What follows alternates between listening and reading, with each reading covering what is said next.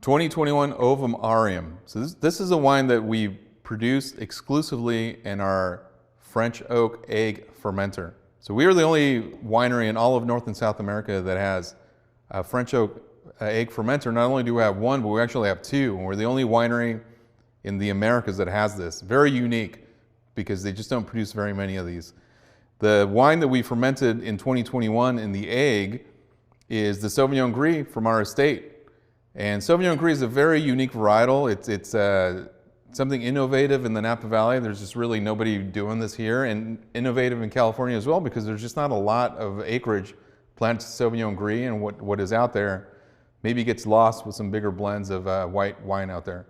So it's a great varietal that produces very small clusters, doesn't produce a lot in the vineyard, but what it produces is very concentrated and very different from its brothers and sisters in the Sauvignon Blanc world, Sauvignon Blanc, Semillon, and whatnot, and produces a wine that's just a little bit more on the spice side of things rather than the citrusy or even the tropical when the fruit gets too ripe, in the case of Sauvignon Blanc.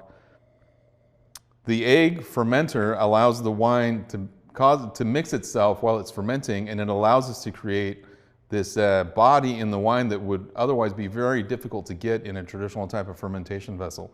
So we ferment this in the egg, it ages in the egg for a year. We bottled it, and the result is this wine that's very complex in the nose, very difficult to describe.